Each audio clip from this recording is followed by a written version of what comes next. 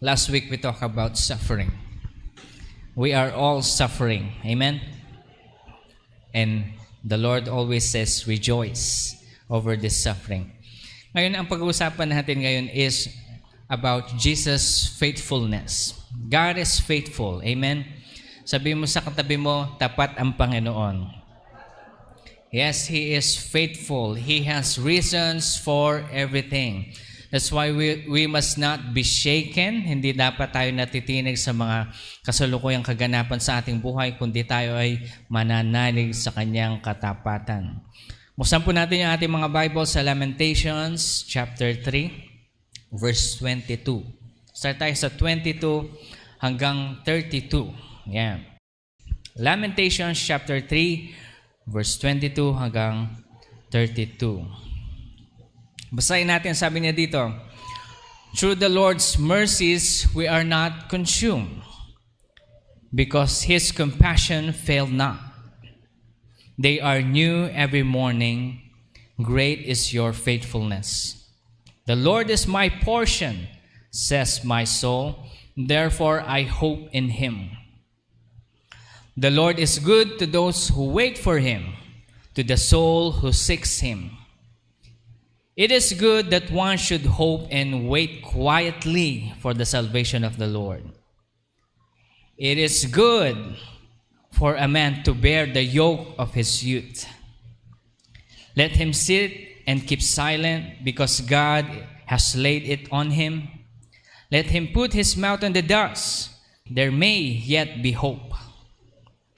Let him give his cheek to the one who strikes him, and be full of reproach. For the Lord will not cast off forever.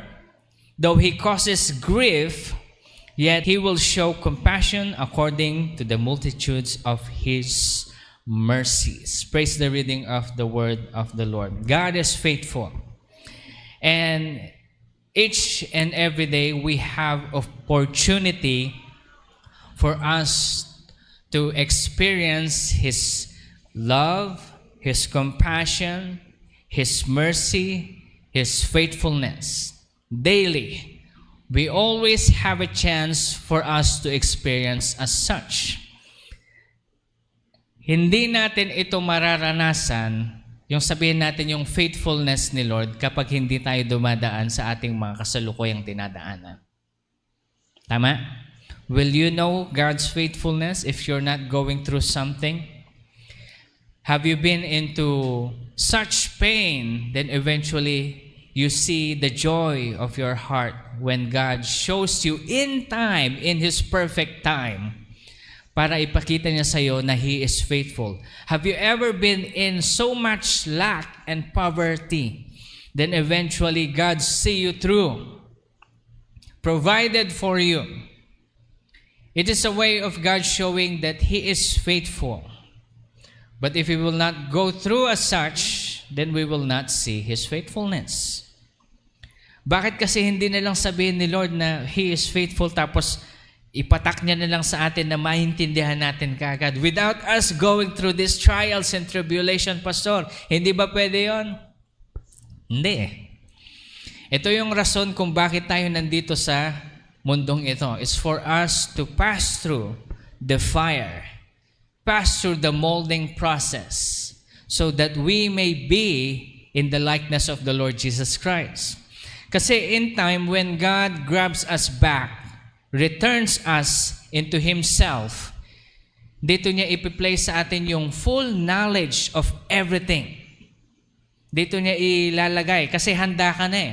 You have been through as such, you have been through many things, at naintindihan mo yung kabutihan ng Panginoon more than anyone else in this world. At least in your perspective sa iyong mga naranasan.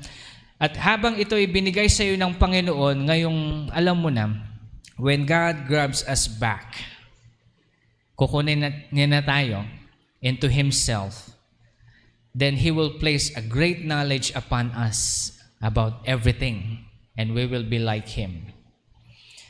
Everything that this world offers is just but trash in God's sight. Alam nyo, yung ino-offer ng Panginoon sa atin is eternity. eternal things. Mga eternal things. Pastor, ano gagawin natin pagdating natin sa langit? Who knows? We will be surprised, I'm telling you. We will be surprised. Ilang beses na nangyari at madami na tayong mga narinig na testimonies regarding some people namatay, they went to heaven, but the Lord says they have a mission, then God placed them back into their body once again. And they are angry. Alam niyo kung bakit? Because they experience heaven. Merong isang nagsabi that God took him in the heavens nung almost in his deathbed. Pero sabi ng Panginoon, go back to the earth, I have a mission for you. Sabi niya doon, sa mga sinabi niya na, yung paghinga lang, sabi niya. Because yung air dito sa earth is so much, parang may mali eh. Pero sa langit, pag huminga ka, parang yun lang, gift na, sabi niya. Kaya nga when God placed me back into my body, sabi niya, I'm angry. I want to go back. But the Lord says, go back because I have a mission. We are still here on earth and we must not keep ourselves connected with the things of this world. O sabihin natin, bound into the things of this world like fame, money, lust, and everything that this world can offer to give us satisfaction na kung saan masasabi natin maligaya tayo dito sa mundong ito. Maganda nga hindi tayo maligaya dito sa mundong ito. Masaya ba kayo sa kinabubuhay nyo? Pero sabi ng Panginoon, in spite of all of these things, rejoice. Sa lahat ng mga bagay nito, tayo ay mag-rejoice. Now, when we think about God's faithfulness, compassion, and mercies, we should not think in a human's perspective. Tingnan ito mabuti, ano? Kapag iisipin natin yung faithfulness ni Lord, compassion, yung mercy niya, hindi natin ito iisipin sa perspective ng isang tao. Pero iisipin natin to in God's perspective. Okay? So, parang ganito yan. For God defines faithfulness, compassion, and mercies differently. Bigyan ko yung isang example. God loves His begotten Son. Amen? Tama? His only begotten Son, His name is Jesus. But God's love says, go on the cross. Nagets niya? Ang pag-ibig ng Panginoon, kasi ang iniisip natin, God's faithfulness, God's love is different from our perspective. Kasi pag sinabi natin perspective ng love, arugain, aalalayan, gagabayan. Pero ang hindi natin nakikita, yung father perspective of love. Kasi ang mother's perspective of love, nadapa ka, kawawa yung anak ko, sugat, haplos, dito, embrace, kiss ko yung sugat mo, okay na. Pero ang father's perspective of love, bakit ka palaging nadatapa? Tayo ka nga. Are you getting this? We must think of the perspective of the Father's love. When God says, my only begotten Son, go on the cross. Nakita yung perspective ni Lord? Why is it? Kasi after nun, makikita natin yung obedience ni Jesus going on the cross for the rest of the whole world to forgive us our sins. Now, His sacrifice, hindi lang naman sacrifice yun but may reward. Ang reward nun is that we will be His bride, all of us, and He will have the name above every name that every knee will bow. Amen? You see, God causes such things for us to call upon His name because His love is something like this. God wants to show us His love by the trials and tribulations that we're going through in life. God told Joseph that you will become a great ruler. But, ano nangyari? Alam natin yung story ni Joseph. Binenta siya ng kanyang mga kapatid. I mean, literally. Jesus asked Peter, "Do you love me?" 3 times. Sabi ni Peter, "Lord, ikaw nakakaalam kung mahal kita o hindi." Pero, alam niyo kung bakit tinanong ni Jesus si Peter ng 3 beses, kung mahal mo ba talaga ako? It's because Jesus knew what Peter will go through after he goes to the Father. Na Peter will really sacrifice himself just to proclaim Jesus lives again. And because people doesn't agree with him, he was persecuted. At alam niyo po kung paano pinatay si Peter?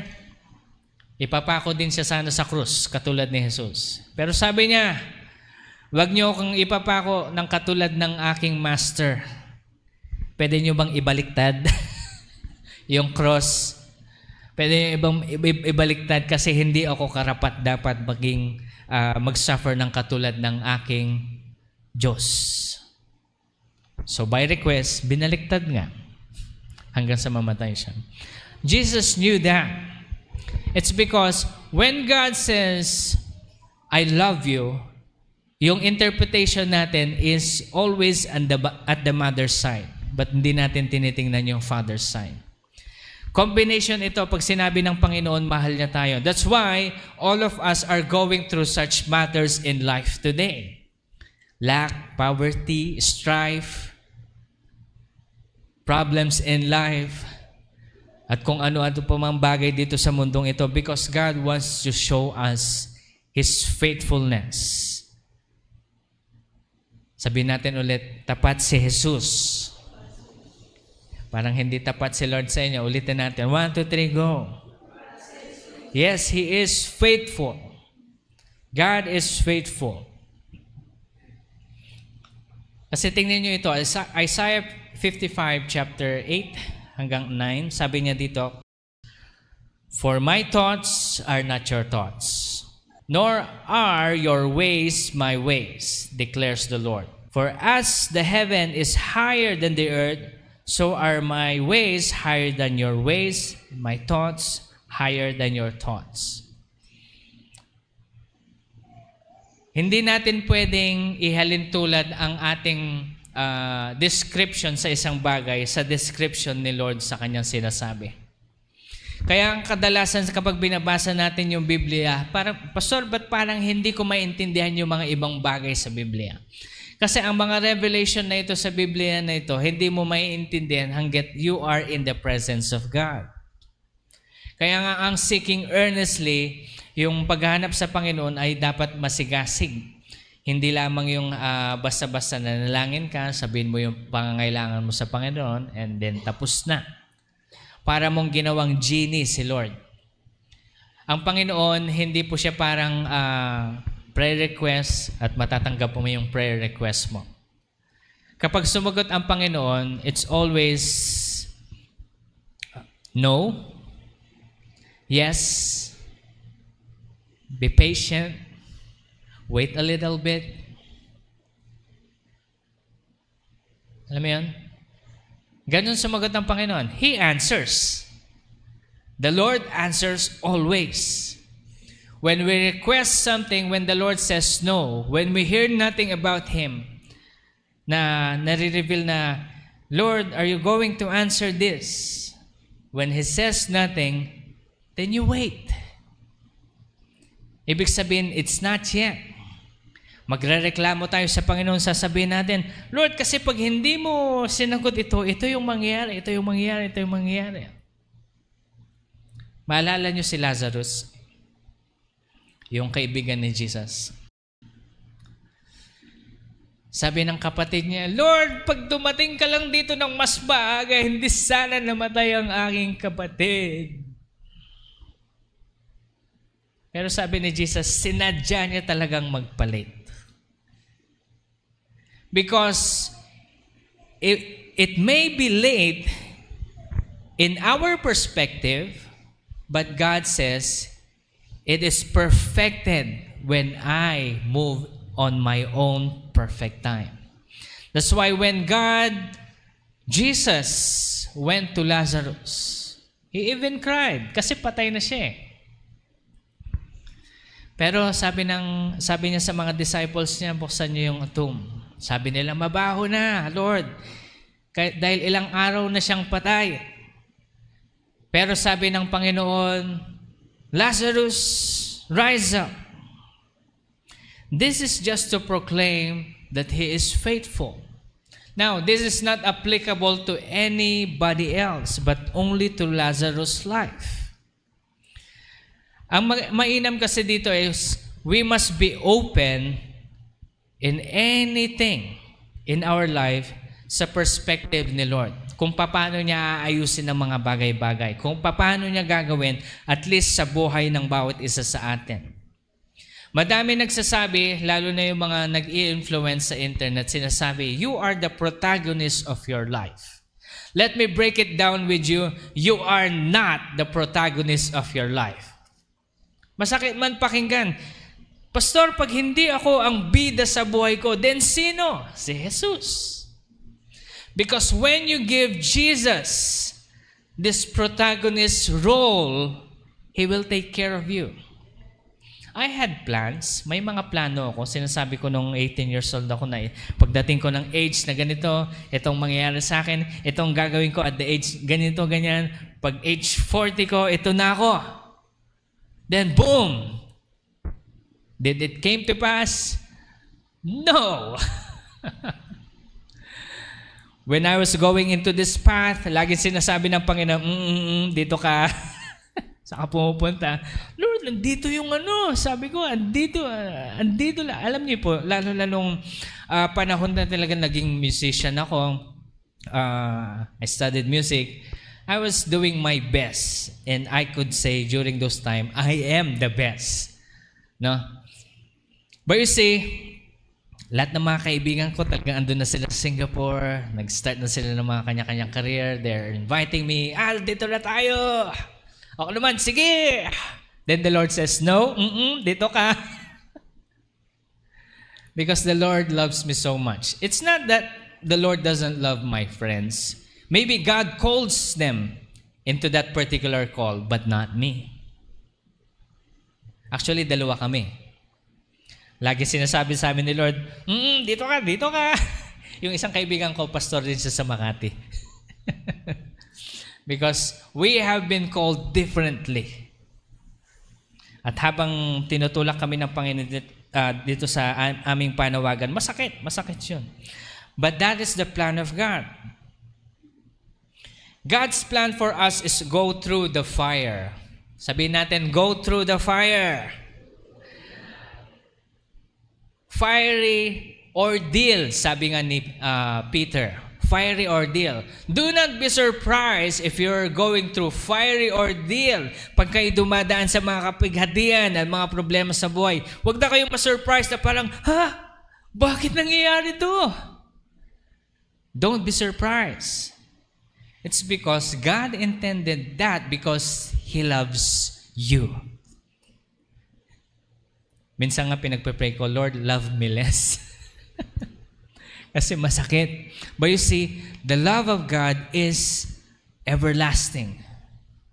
Lalong-lalo na, mahal ng Panginoon, and He actually gives favor to those who have faith in Him, to those who seek Him earnestly. Alam niyo yun, hindi lang yung magsisimba lang tayo sa tuwing linggo, tapos sasabihin natin Kristiyano tayo tuwing linggo, pero paglabas natin sa ibang lugar, umiinom tayo, naninigarilyo tayo, nagsusugal tayo, nanonood tayo ng hindi kaaya-aya sa harapan ng Panginoon. Sasabihin natin, mahal natin ang Panginoon. Hindi mo mahal ang Panginoon. Pastor, gusto ko magbago, paano tanggalin ito? Ibigay mo yan kay Lord. Katulad nga po ng sabi ko sa inyo, ang pagbibigay at pagsusuko ng mga kasalanan na ito, hindi agad-agad. Dahan-dahan yan. Pag sinuko mo sa Panginoon, Sa tuwing gagawin mo ang kasalanan, alalahanin mo ang Panginoon. Diba? Ikaw ay hindi mo mapigil yung manigarilyo. Sisindi ka, Lord, tanggalin mo po ito, Panginoon. Isang hit-hit na lang, Lord. Lord, please. Hindi ba kayo ipokritohan yun, Pastor? Hindi. You're trying to change. You're trying to change. Na, Lord, gusto kong i-give up to pero nahihirapan ako. Ganon yun. Hindi naman siya basta-basta. Pero may mga ibang tao din talaga yung boom. Parang yung isang rockstar. Ang pangalan ng banda nila, Korn, K-O-R-N. Yung kanilang gitarista, gusto niya nang matanggal yung addiction niya sa drugs. Kasi ang iniisip niya yung anak niya. Lord, sabi niya, kung totoo ka. Hindi ko alam kung totoo ka. Hindi ito Kristiyano, nanalangin lang siya mag-isa. Kung totoo ka, sabi niya, pwede bang tanggalin mo na to kasi gusto kong magkaroon ng future na maganda yung anak ko. Babae pa naman yung anak ko, sabi niya. Then kinabukasan, right there and then, boom. Ayaw niya na. May mga ganon. Pero may mga iba sa atin na gradual. Okay? So as we go through this fire, huwag tayong mabibigla. Because God is actually molding us. Hindi lamang po ito sa bisyo, kundi pati na rin sa mga kasalukuyang kaganapan sa buhay natin. Sabihin na natin yung hidwaan sa family, hindi pagkakasundo. May mga disagreement, sakitan ng loob, siraan sa ganito, kampi-kampihan. Pastor, kailan kayo matatanggal ang ganito sa family namin? You pray about it.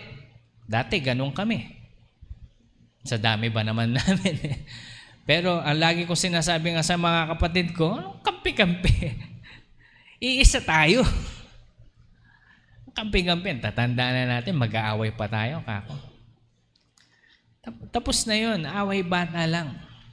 You know, there will be a time that God will really change our heart. Okay? That's why we must not be surprised kapag bigla na lang, ba't bigla na lang ako nagkaroon ng malaking utang? Sometimes kasi, mishandled na mga bagay-bagay. Kaya nga ito pong sasabihin ko sa inyo, pag hindi nyo kayang hawakan, panghawakan yung kasalukuyang pera na meron kayo ngayon at hindi nyo kayang ibigay sa Panginoon ang dapat para sa Kanya, sasabihin ko sa inyo, you will really mess up. Halimbawa, nangako kayo sa Panginoon na kapag ako'y natanggap sa trabaho na ganito, Pastor, tutulungan ko yung simbahan na may taguyod. Magbibigay din ako ng para sa feeding, kung ano pa man may tutulong. Tapos nung nakuha ka na isang singkong duling, hindi ka nagbigay. That will be on you. And I'm telling you, you are mishandling what God has given you. O sabihin na natin, Pastor, sinasabi mo lang yan kasi gusto mong i-donate sa church ninyo yung blessing. Ito, sasabihin ko sa inyo, huwag niyong i-donate dito sa church. I don't care. You donate it with other church that you trust. Sa mga nangangailangan ng tulong at humihingi ng pagkain sa daan, doon nyo ibigay. You don't need to give it to me. You don't need to give it to the church. Ang lang nito, kasi ito sa atin, dito sa simbahan natin, meron na tayong established na kung saan may tinutulungan na tayo currently. May mga pinag-aaral tayo, may mga tinutulungan tayo. It's not because we feel like helping. You know, every children o students na amin tinutulungan sa school, pinag-pray namin yan. Lord, tutulungan ba namin ito? O hindi? Merong isang particular student na ako, in my own judgment, sabi ko, huwag na natin tulungan to, sabi ko. Na natin tulungan to kasi ganito sila, ganyan sila. And for the how many years, sabi ko, ganyan. Ako yung unang nagdi-disagree. But you know what? One Saturday, while we were praying, the Lord spoke to me and I was rebuked. Andito yung mga teachers, nagpe-pray kami. Sabi ni Lord sa akin, Son, let me speak. Tapos binigay niya yung specific name ng bata. I want you to take her in full scholarship because when she receives something so big, she will appreciate me. Ito yung prayer niya, anak, sabi niya sa akin. Ito yung prayer ng batang ito. Jesus, pag totoo ka, ibibigay mo sa akin itong scholarship na to. Sabi niya, son, am I not going to answer her? Then when I spoke this word, umiiyak yung mga teachers natin because they are agreeing. Kasi ako yung unang nagdi-disagree na wag. Then I was rebuked. Are you saying this? It's not because we're just helping just because we want to help. No. It's because all of these children na tinutulungan natin are prayed for. Hindi basta-basta yan. Hindi katulad dati na talagang tulong lang. Tulong dito. Alam mo yun? Hindi na ganun ngayon kasi nga nasasayang eh. Kasi yung iba hindi nagpapatuloy. Yung iba, they're taking it for granted. May mga gano'n. Kaya kung hindi nyo ibibigay yung tulong dito, it doesn't really matter because we know God will provide for us. All am I saying is that you give what is due to the Lord. Hindi man kayo tutulong sa may hirap, bisitahin nyo yung may mga sakit sa ospital. Mag-donate kayo doon. Pastor, pag nagbigay ba ako sa mga may hirap sa ospital, pinag-pray ko sila, pagpapalain ako ng Panginoon, yun yung gusto ni Lord. Okay? May mga tinawag sa mga ganon. Okay? Pag sa palagay niyong tinawag kayo doon, then gawin ninyo. Pag ayaw ninyong gawin, then you donate to someone whom you trust na gagawin itong bagay na ito. Okay? Pero oras kasi na binigay nyo na, wag nyo yung questionin nyo yung buong organization. Saan nyo ginagastos yung perang binigay ko? Ibabalik ko sa inyo yung pera nyo. Okay? So, sa akin lang po, alam ko you're concerned about this matter. If you want to do it yourself, do it yourself. Help other people. But, if you trust us and give it to us, trust us that we will do and give it accordingly. Give it to the kingdom of the Lord. This is how we build the kingdom. Amen? Kaya wag po tayong ma-offend kapag masyadong mataras si pastor sa bagay na ito. It's just because I just got tired of people donating. Tapos tatanungin, saan nyo ginastos? Uwi mo na yan. Hindi ko kailangan ng question mo. Okay? Because ito po yan. We are too busy to deal with these kinds of people. Masyado na tayong busy sa mga kailangan nating itaguyod dito sa kaharian ng Panginoon. Amen? So, God's plan for us is to go through the fire. Go through trials and tribulation. 1 Peter chapter 4 verse 12, wag na tayong magugulat kapag tayo dumadaan sa kapighatian sa buhay, katulad ng dinadanas natin ngayon. Lahat mo ba kayo may problema? Masakit? Parang okay lang kayo ha. Sinong nasasaktan dyan? Magtaas ng kamay. Ayan, ibigay lang natin sa Panginoon. Lord, hindi ko alam kung bakit. Bakit ako yung pinili mo sa ganito? Huwag ka na ma-surprise. It's because God placed it upon you. Now, all of us right now are in a situation that we have a chance to experience God's faithfulness, compassion, and mercies. So what should we do when we are in the fiery ordeal of our life? Those who are currently experiencing poverty, lack, sickness, strife, loneliness. Loneliness pala is may mga tao talagang nalo-lonely, no?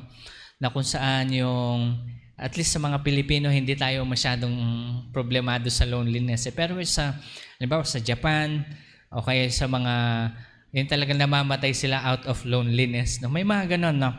So wag nating isantabi yun. Meron din sa heartbreak, depression, oppression, and everything else. When we go through such ordeal in life, what we should do is to hope in the Lord. Hope in the Lord.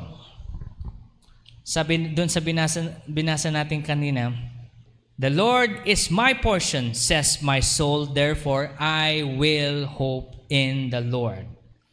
Hope in the Lord.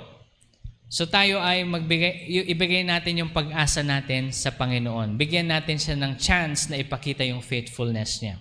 I want you to think about your problem today and you give it to the Lord. Nasasabihin mo sa Panginoon, Lord, ipakita mo po sa akin yung faithfulness mo. Okay? Number 2. Wait for the Lord. Maghintay ka sa Panginoon. Waiting in the Lord is when you say, is a way that you say, ito yung lagi natin sinasabi sa Panginoon, waiting is a way that you let God do His thing. Hahayaan natin gawin ng Panginoon ang kanyang plano.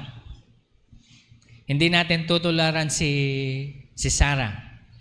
Nasabi ng Panginoon, yung asawa niya magiging father of many nations. Sige, tulungan natin si Lord. Ito yung servant. Servant ko. Baka sa kanya, through her, magkakaroon ka ng many nation. Ang nagiging problema kasi pag tinutulungan natin si Lord, we mess things up. Kaya mas mainam na manahimik lang tayo.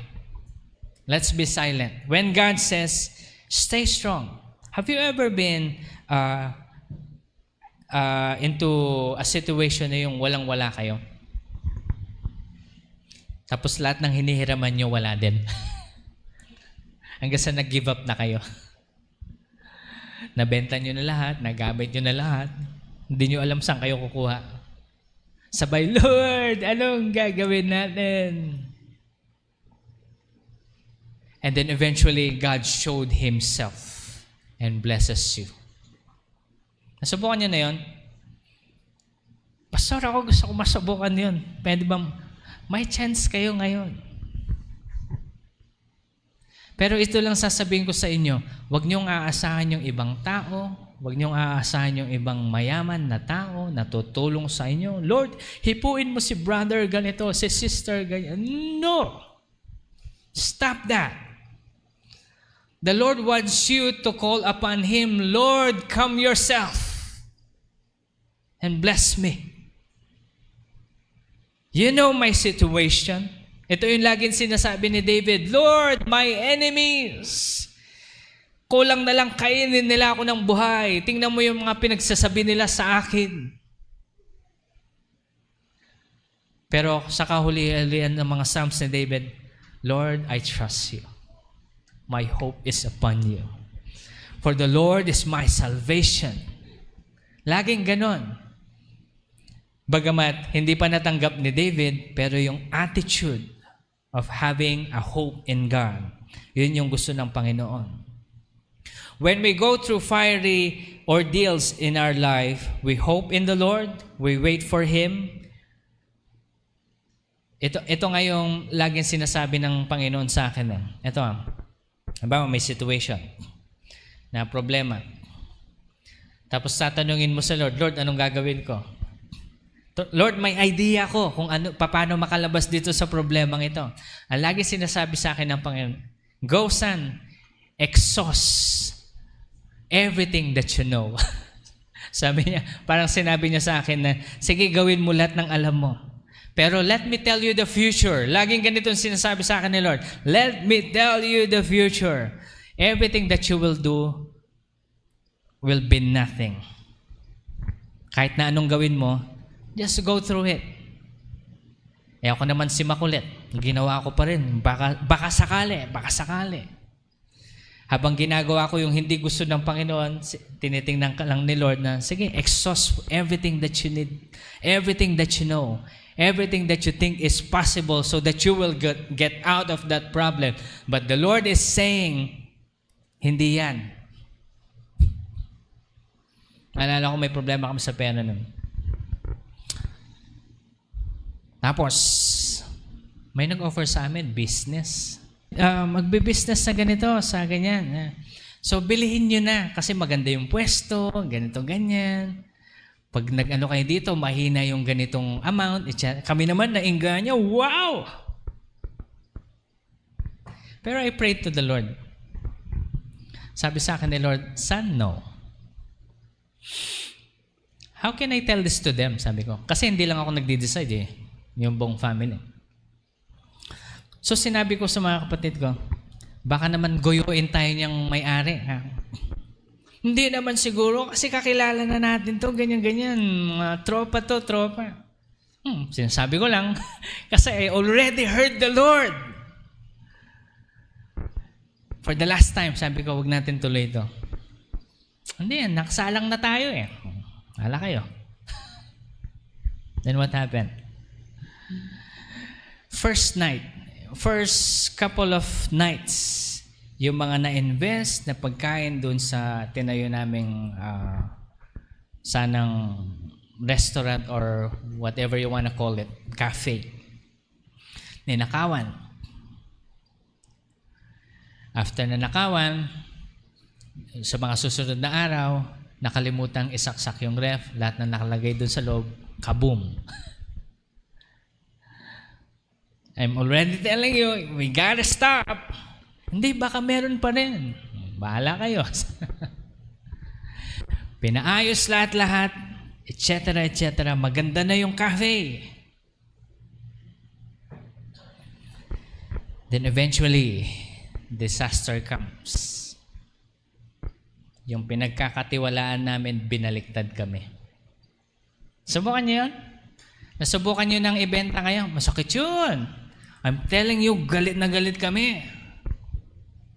Ito kasi may kasalanan eh. Ayaw ko naman ipunas sa mukha nila na, sabi ko sa inyo. Kasi andun na tayo eh. Anong gagawin natin? Are you seeing this? When you have a problem, the Lord says, sabihin mo sa katabi mo, wait upon the Lord. Wait upon the Lord. You do not make your own decisions. You do not make things worse because baka ito, yung mga baka na yan, iluto na lang natin. Okay? Wag na tayong magbaka sakali. You wait upon the Lord. At ito yung gagawin nating prayer. Lord, let your will be done. Sometimes you just have to let go and let God. Nagawa mo na lahat eh. Nasubukan niyo na yung nagawa niyo na lahat, tapos wala na talaga. Let go and rejoice. Pastor, how can we rejoice? I don't know. You call upon the name of the Lord and just rejoice. Maalala nyo nun si Peter na kulong, pinagpipraise siya ng mga disciples and the rest of the Christian groups, at least during Peter's time, no? Kasi kinabukasan papatayin na siya. Tingnan nyo paano nagre-rejoice si Peter. He is inside the prison, sleeping and snoring. Na kailangan pa siyang sipain ng angel, gising ka na sa tagiliran ha. Sa tagiliran para magising siya. Pagkakuha niya kay Peter, kasi nga Peter is just rejoicing. He knows that he's going to die the next day. But it's not yet his time. Na kailangan pang gisingin siya ng angels, tapikin siya sa tagiliran para siya ay magising. Hoy, tara na.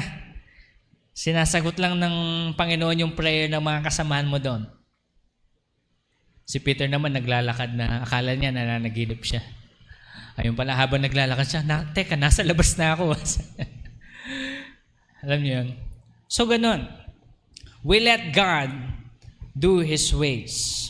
Pastor, how can we know that when we are supposed to do God's way or God is just testing us na para gamitin yung mga things na alam natin kasi hindi naman tayo ginawa ng Panginoon na robot, hindi naman na tayo ginawa na bobo, binigyan niya naman tayo ng utak para gumalaw.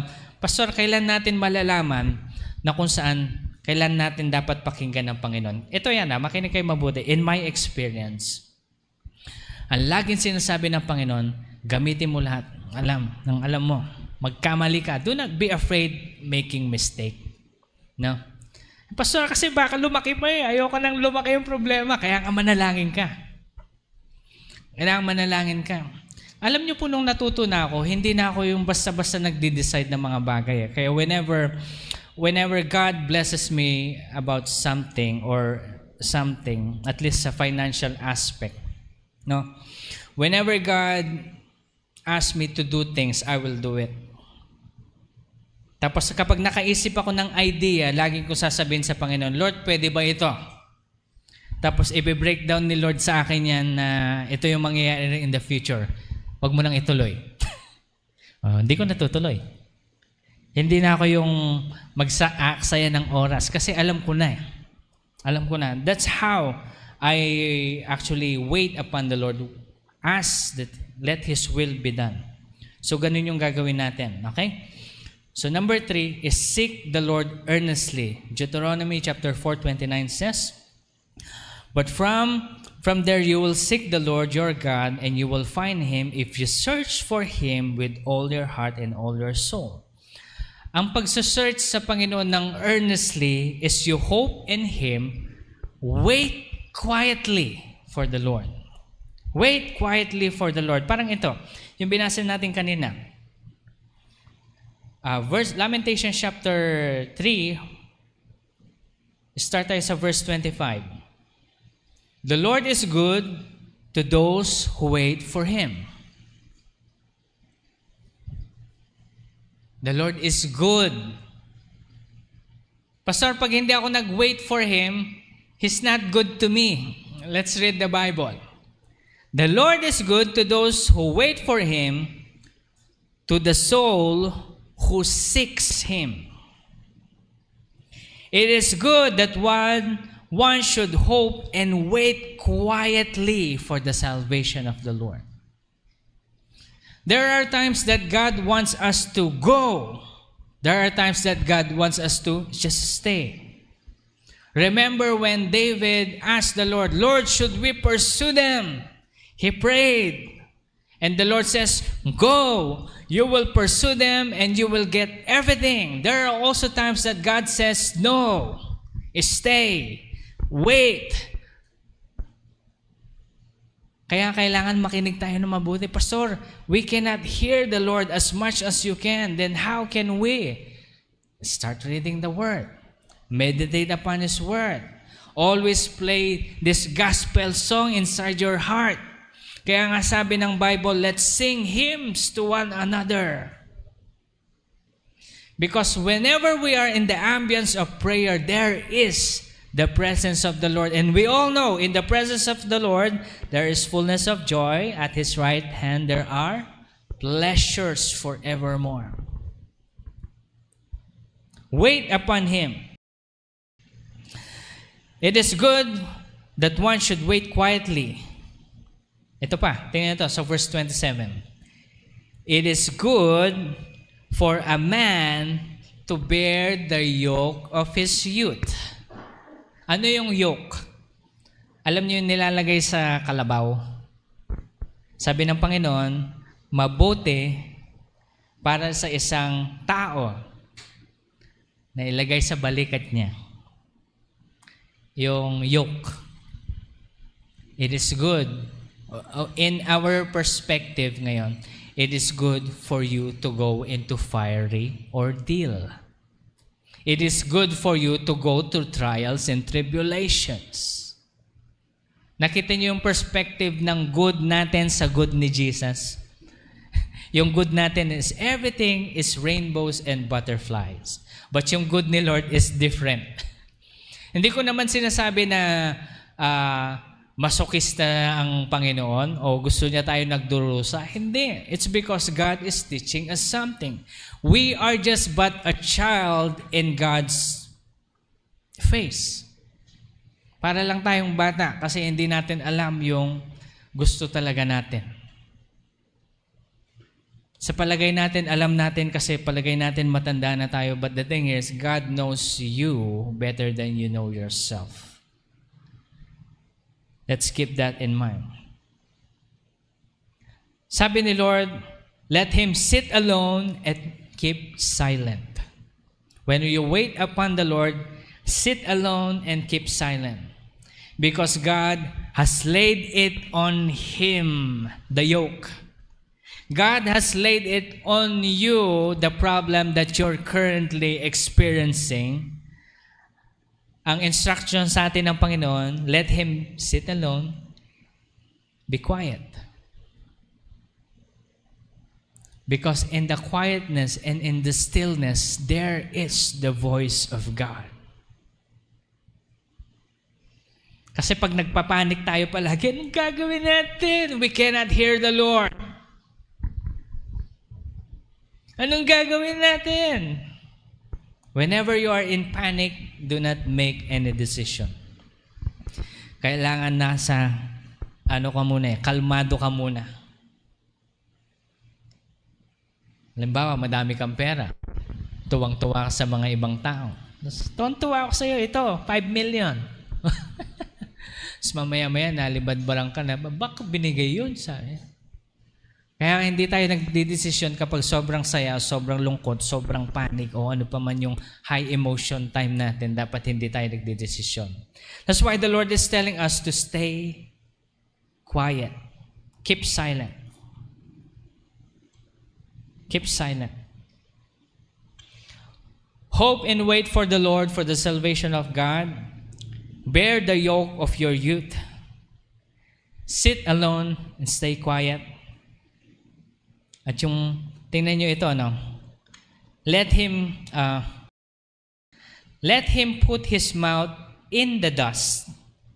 There may yet be hope.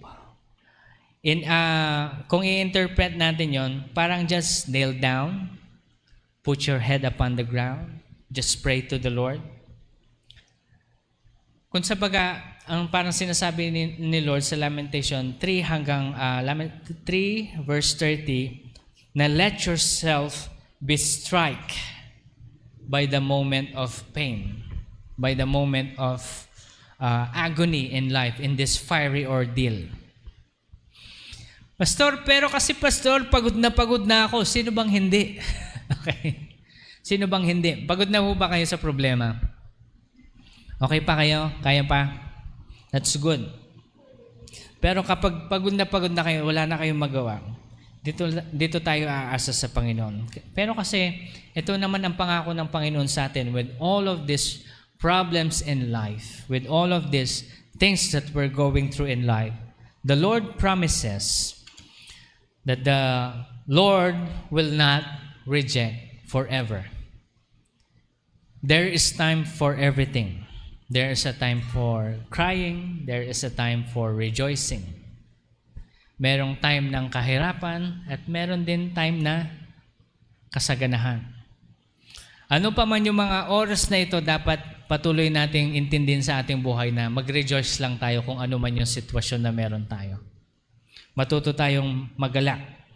For the Lord will not reject forever, for if He causes grief, then He will have compassion according to His abundant loving kindness and tender mercies.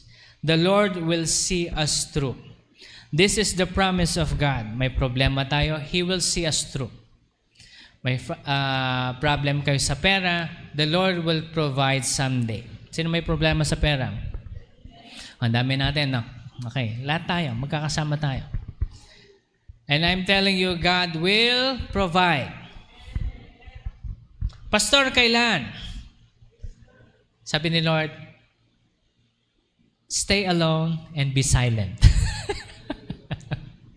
Wait upon Him. Okay? Wait upon Him. Ito lang. Pastor, anong gagawin natin habang nagwe-wait? Just be faithful on your current calling. May anak ka, arugain mo ng mabuti yung anak mo.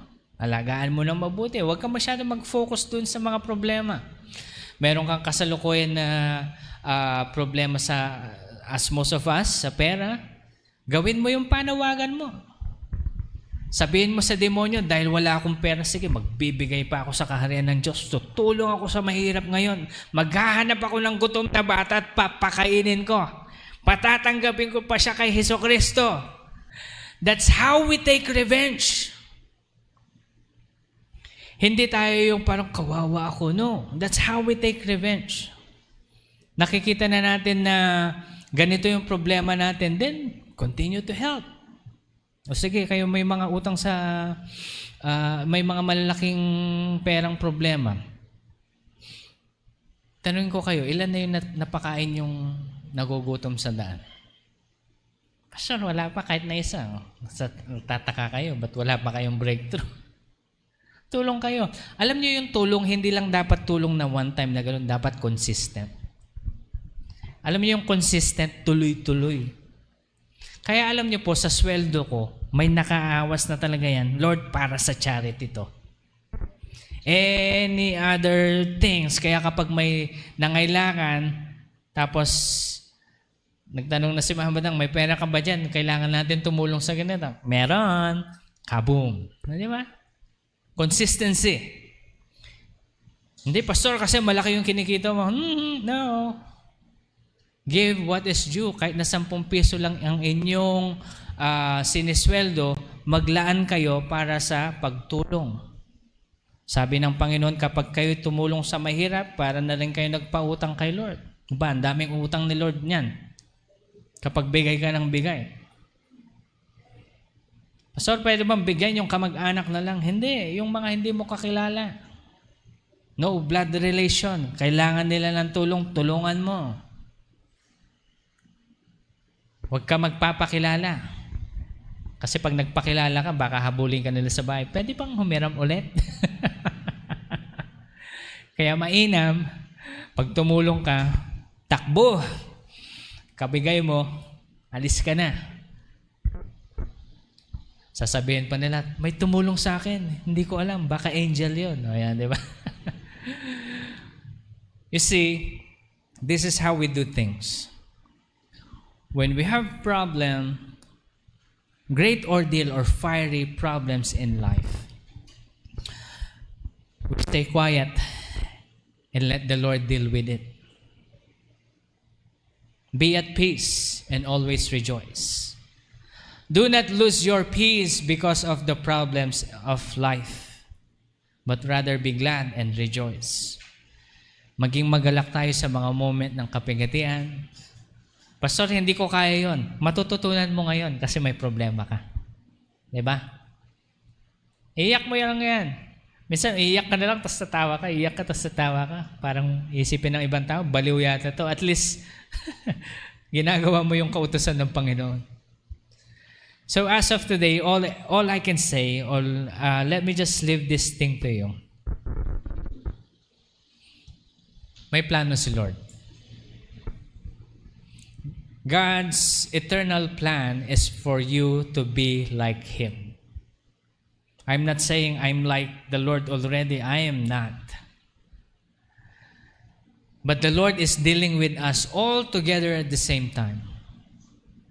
Ang kailangan lang natin ngayon gawin is i-embrace yun. Yakapin natin. This is normal. Dumanas tayo ng problema, okay lang, rejoice.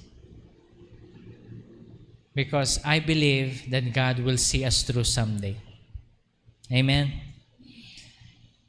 Parang katulad po ng sabi ko sa inyo last week, pagkatapos ng isang baso, napuno mo ng suffering, pag natapos yun, bagong baso ulit. Hanggang sa dumating si Jesus. Ba't puro na lang ganun, Pastor? Kailan ba tayo hihinga pagdating natin sa New Jerusalem? Where there will be no pain, no crying, no nothing. It's all about the love of the Lord. Pastor, matagal pa yun. I know. But at least we have hope. Ngayon, imbis na magpakalugmok tayo sa problema sa buhay na ito, hindi enjoy na lang natin yung journey. Pwede ho ba yan? Sige po, tayo na po tayong lahat. Habang sabihin mo sa katabi mo, enjoy lang natin yung journey. Kaya natin to. Kaya natin to. God is with us. God is with us.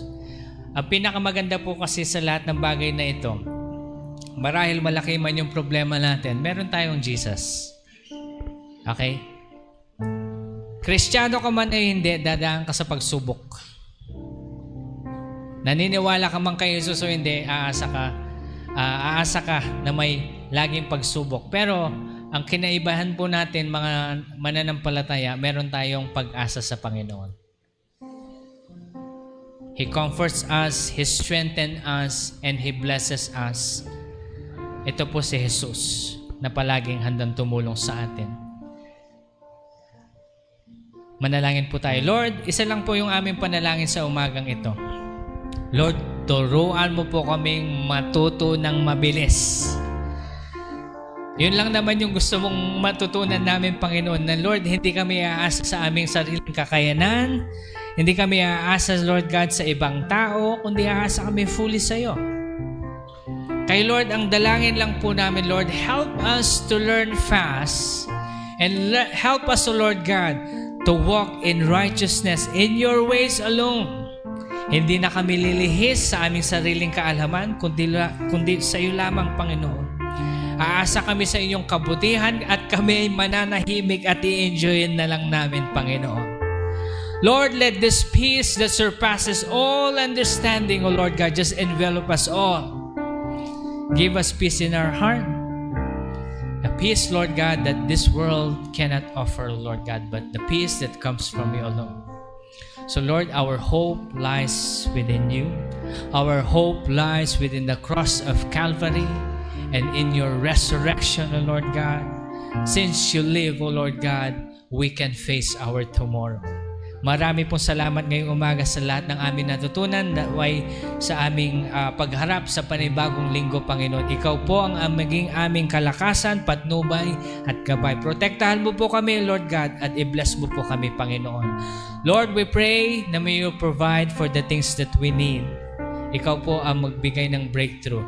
Lord, we pray that may you heal our diseases, O Lord God, sa lahat ng may mga sakit, Lord.